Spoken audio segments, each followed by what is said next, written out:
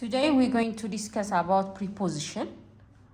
Preposition is a word that shows the relationship between a noun or pronoun and another words in a sentence. Preposition የምንለው ቃል ነው። ቃሉ ደግሞ የሚያሳየን ምንድነው? ስሙና ወይ ተውላጠ ስሙና ከሌሎች ቃላቶች በሴንቴንስ ውስጥ ባረፍተ ነገር ውስጥ ያሉ ሌሎች ቃላቶች ጋር ያላቸውን ሪሌሽንሺፕ የሚያሳየን ፕሪፖዚሽን ይባላል ማለት ነው። ባረፍተ ነገር ውስጥ ደግሞ አለ። ባረፍተ ነገር ውስጥ ቃል ነው። ፕሪፖዚሽን ኢዝ አ ወርድ ቃል ነው። የሚያሳየን ነገር ምንድነው? በስምና በሌሎች ቃላቶች መካከል ያለውን ሪሌሽንሺፕ ያለውን የሚያሳየን ፕሪፖዚሽን ይባላል ማለት ነው። ፕሪፖዚሽን ወርድ ነው ብያለው። እንደገና የሚያገለግለን በሴንቴንስ ውስጥ የሚያገለግለን እንደ ብሪጅ ሆኖ ነው የሚያገለግለን፣ እንደ ድልድይ ሆኖ በሴንቴንስ ውስጥ ያገለግለናል ማለት ነው። በጣም በሴንቴንስ ውስጥ ጥቅም ያለው ወርድ ነው ፕሪፖዚሽን የምንለው ማለት ነው። there are 3 types of preposition. የመጀመሪያው preposition of place, preposition of time, preposition of direction እንላለን ማለት ነው። እነኚህ የፕሪፖዚሽን አይነቶች ወይም ደግሞ types of preposition እንላቸዋለን ማለት ነው። እስቲ let's see an example. Preposition of place. The cat is on the table.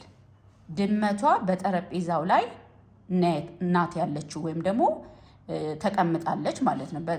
በጠረጴዛው ላይ ናት ያለችው ብለን ስንል የት ናት ያለችው ብለን ስንጠይቅ በጠረጴዛው ላይ የሚለውን ምላሽ ይሄ ኦን የሚለው ፕሪፖዚሽን ያሳየናል ማለት ነው። ያሳየናል። ስለዚህ እንደዚህ አይነት ፕሪፖዚሽኖችን ፕሪፖዚሽን ኦፍ ፕሌስ እንላቸዋለን። ፕሪፖዚሽን ኦፍ ታይም የምንለው ደግሞ ጊዜውን የሚነግረን የቃል ነው ማለት ነው። ጊዜውን የሚነግረን she came on Monday. መቼ ትመጣለች?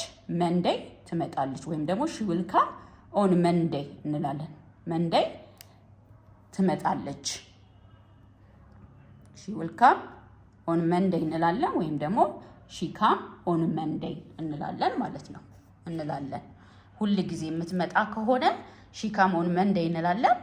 እንደገና ደግሞ ፊውቸሪቲ የምንናገር ከሆነ she will come on Monday እንላለን። ኤኒዌይስ ኦን የሚለው ወርድ መቼ እንደምትመጣ ታይሙን ነው የሚነግረን። መቼ ነው የምትመጣው? መንዴይ ነው የምትመጣው። ስለዚህ ይሄ ደግሞ በዚህ ወይ የሚገለጥ ፕሪፖዚሽን ኦፍ ታይም ይባላል ማለት ነው። ሌላው ፕሪፖዚሽን ኦፍ ዳይሬክሽን ነው የሚሆነው። ዳይሬክሽን ሁሉ ጊዜ አቅጣጫን የሚያሳይ ቃል ነው። ዳይሬክሽን ብለን ስንል ፕሪፖዚሽን ኦፍ ዳይሬክሽን ለምሳሌ as example she come into the house ወደ ቤቱ እየገባች ነው ወይ ደግሞ እየመጣች ነው የሚለውን ዳይሬክሽኗን ያሳየናል ማለት ነው። ስለዚህ ፕሪፖዚሽን ኦፍ ታይም አለ፣ ፕሪፖዚሽን ኦፍ ፕሌስ አለ፣ ፕሪፖዚሽን ኦፍ ዳይሬክሽን